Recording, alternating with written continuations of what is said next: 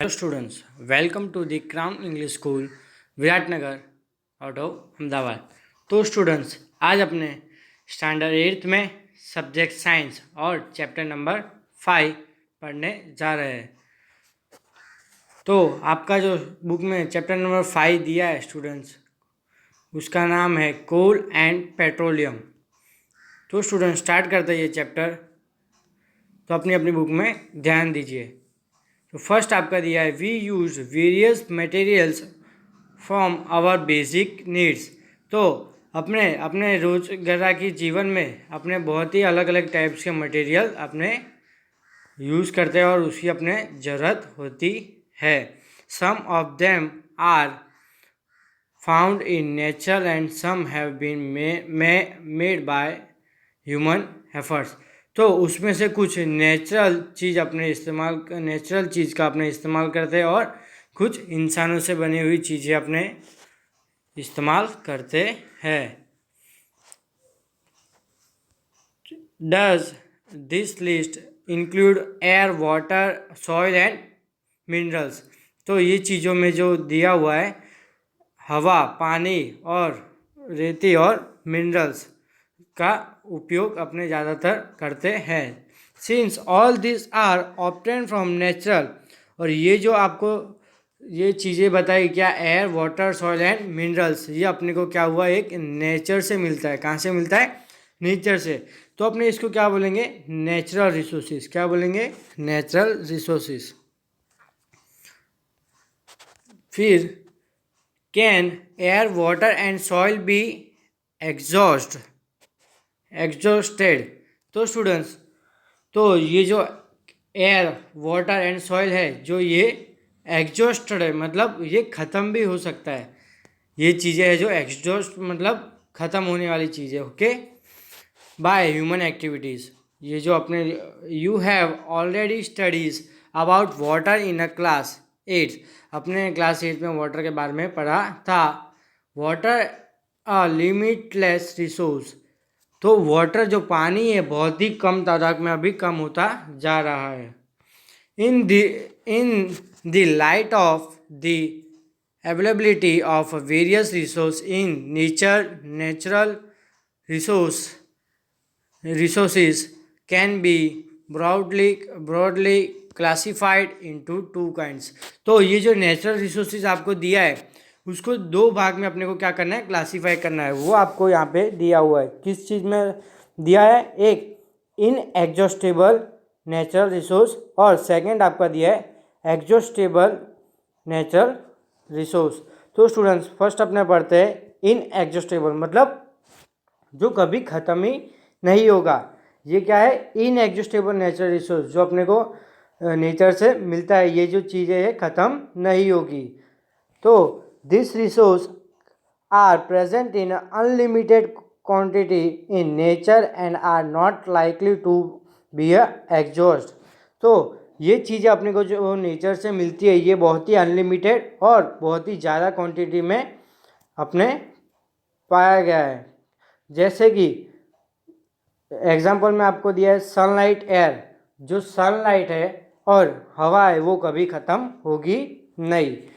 फिर सेकंड आपको दिया है एग्जॉस्टेबल, मतलब जो चीज़ें ख़त्म हो जाने वाली है या ख़त्म हो जाएगी नेचुरल रिसोर्सेज में, ओके।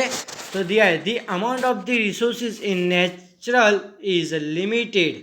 तो ये जो एग्जॉस्टेबल दिया है, तो ये चीज़ अपने को नेचुरल जो चीज़ देता है, पर ये जो चीज़ें हैं बहुत ही लिमिटेड होती है।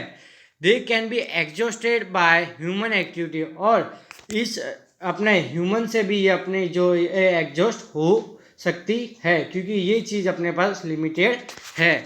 Example of this resources are forest, wild life, minerals, coal, petroleum, natural gas. तो जैसे कि आपको बताया गया है एग्जॉस्टेबल मतलब जो ख़त्म होने वाली, जो अपने को नेचुरल से अपने को जो ज़रूरतमंद चीज़ें मिलती है वो ख़त्म हो जाती है। जैसे कि फॉरेस्ट है, वाइल्ड लाइफ और मिनरल्स है, कोल, पेट्रोलियम का ये तो ये चैप्टर ही है कि कोल, पेट्रोलियम भी एक क्या है? लिमिटेड। ये सब दिया है जो आपको वाइल्ड लाइफ, मिनरल्स, ये एक ना एक दिन ख़त्म हो सकता है।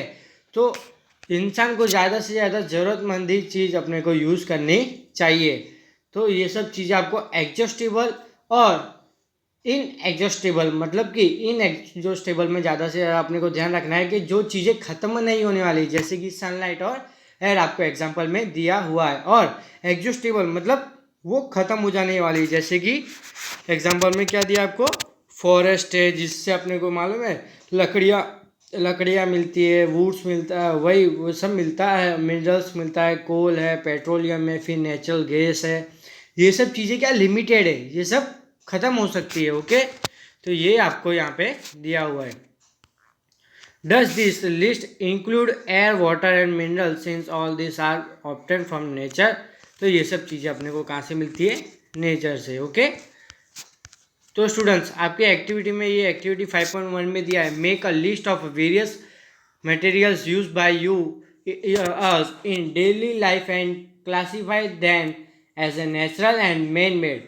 तो स्टूडेंट्स आपको ये जो पेंसिल से आपको आपकी बुक के अंदर ही आपको फिलअप कर देना है कि अपने डेली रूटीन में जो यूज़ करते हैं वो चीज़ें नेचुरल कौन सी यूज़ करते हैं और मैन मेड मतलब इंसानों से बनी हुई चीज़ें अपने कितनी और क्या क्या यूज़ करते हैं। फिर आपको ये एक्टिविटी में भी ये दिया है, take some container, fill them with popcorn, peanuts, roasted grams, toffees, divided students into groups of 7 each, फिर divided of group into 3 sub groups. मतलब इसमें आपको बताया गया है कि कंटेनर में एक ऐसी मतलब एक्टिविटी करे कि एक कंटेनर में जो चीज़ें ख़त्म हो सकती है वो, और जो चीज़ कभी भी ख़त्म नहीं हो सकती वो आपको फिलअप करके यहाँ पे वो मतलब यहाँ पे बताया गया है। जैसे कि ये आपको एक्टिविटी में दिया, this sub groups represent the consumer as a population is growing, second and third generation have large number of consumer, put on full container from each group on a table. और एक table पे आपने एक container full भर के रख देने का है ऊपर तक। आज consumer of a group the first generation from each group to consumer extra eatable मतलब खाने वाली चीज़ें from the container of their group, और कंटेनर जो अपने ग्रुप में जो है। Now ask the second generation consumer from each group to do same, और फर्स्ट जनरेशन ने जो वो किया और फिर सेकेंड जनरेशन भी वही करेगी। From each groups to do same, ask students observe to carefully the ability of establish in each container. तो ये सब चीज़ अपने को ध्यान में रख के, if some things is left in to the container, और बहुत ही टाइम होने के बाद तो कंटेनर में कुछ चीज़ें क्या है ख़त्म होने लगी। As third generation from each group to consumer is the finally observe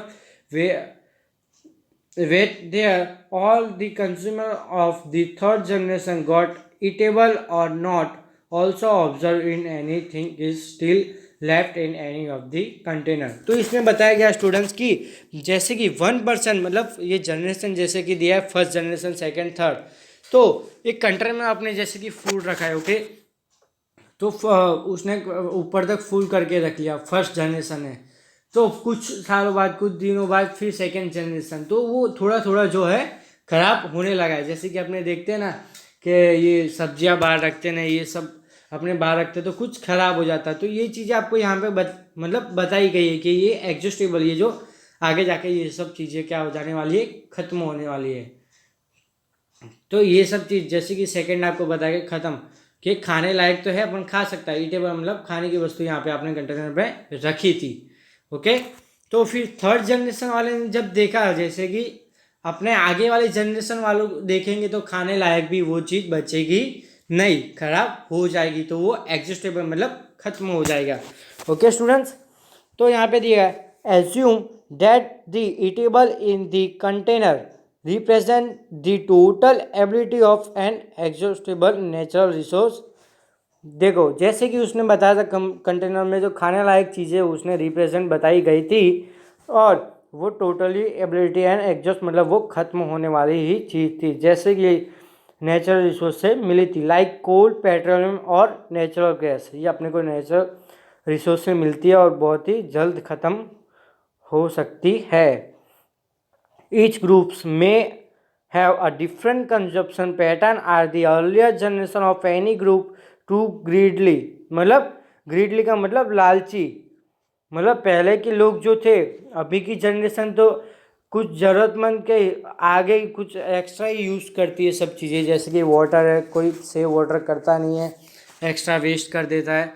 तो ये सब चीज़ें है जो बहुत ख़राब है। और पहले के जो जनरेशन के पहले के जो लोग थे बहुत ही अच्छी तरह से नेचुरल रिसोर्स का यूज़ करते थे और बहुत ही ग्रीडली का मतलब यहाँ पे दिया है, ये जो आपको दिया टू ग्रीडली मतलब लालची, जो मतलब कि हाँ कि लाल इसके ये चीज़ अपने को अभी चाहिए चाहिए ऐसा, फिर अपने उसको ज़्यादा ही वेस्ट इस्तेमाल कर लेते हैं। तो यहाँ पे दिया है कि फर्स्ट पहले के जो जनरेशन वाले थे बहुत ही मतलब कम इस्तेमाल और बहुत ही सही तरीके से इस्तेमाल करते थे। About the coming generations as left something from them, तो आने वाली जो अपनी जनरेशन है वो बहुत ही मतलब कि वहाँ तक तो ख़त्म हो जाने वाला है। ये जो पानी है, कोल है, ये थोड़ी ना रोज़ रोज़ बनता है, ये कभी भी ख़त्म हो सकता है। जो कोल मतलब अभी बताते हैं आपको, आगे बताते हैं। In this chapter we learn about some exhaustible natural resource, तो ये चैप्टर में अपने क्या पढ़ने वाले कुछ खत्म हो जाने वाले natural resource like coal, petroleum and natural gas. ये आपको बार बार यहाँ पे बताया गया है क्योंकि ये चैप्टर ही कोल पेट्रोलियम का है। तो ये चीज़ें जो जो आपको तीन चीज़ें मेन है, ये आपको मतलब एग्जॉस्टेबल, ये ख़त्म हो जाने वाली वस्तु है।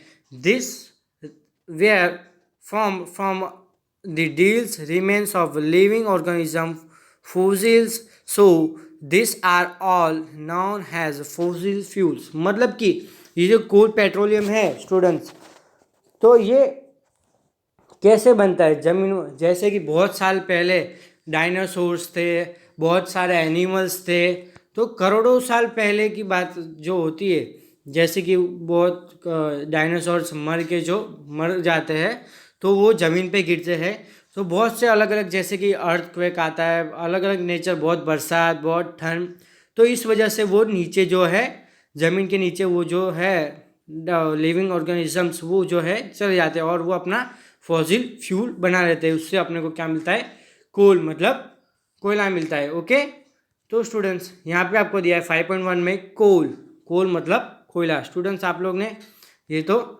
देखा ही होगा। You may have see coal और hear about in figure 5.1, it is as hard as stone and is black in colour. तो स्टूडेंट्स आपने कोयले के बारे में कहीं ना कहीं सुना होगा और देखा ही होगा, तो ये आपको पिक्चर में दिया हुआ है 5.1 में। ओके, फिर coal is one of the fuels use to cook food, तो ये जो कोयला है उसको अपने कहाँ यूज़ करते हैं स्टूडेंट्स, खाना पकाने के दौरान, और एक फ्यूल के तरीके में अपने उसको यूज़ करते हैं। It was use in a railway engines to produce steam to run the engine, और ये कोयला जो है उसको अपने कहाँ इस्तेमाल करते हैं, रेलवेज मतलब कि ट्रेनों में जो ट्रेन के इंजन है वो जलाने से स्टीम पैदा होती है, तो उस स्टीम से वो ट्रेन इंजन स्टार्ट होता है और वो ट्रेन चलती है। तो it is also use in terminal power plants to produce electricity, तो ये जो कोल का स्टूडेंट्स यूज़ है बहुत ही ज़्यादा होता है और अपने पास ये लिमिटेड है। ये जो कोल है अपने पास कोयला जो है बहुत ही लिमिटेड है, एडजस्टेबल है ना, क्योंकि ये खत्म हो जाने वाली चीज़ है। ओके, तो ये बहुत जगह यूज़ होता है। So terminal power plants to produce electricity, बहुत बड़ी बड़ी जो फैक्ट्रियाज होती है, बड़े बड़े प्लांट्स होते हैं, उसमें कोल से वो जो मशीनरी है वो इस्तेमाल होती है और उससे अपने को इलेक्ट्रिसिटी मिलती है। Coal is also use as a fuel in various industries, तो जो कोयले का इस्तेमाल है ज़्यादा से ज़्यादा बड़ी बड़ी इंडस्ट्री में उसको एक फ्यूल के दौरान वो यूज़ करते हैं। ओके स्टूडेंट्स, यहाँ पे अभी फिनिश कर दे, फिर अगले वीडियो में अपने देखेंगे। Thank you.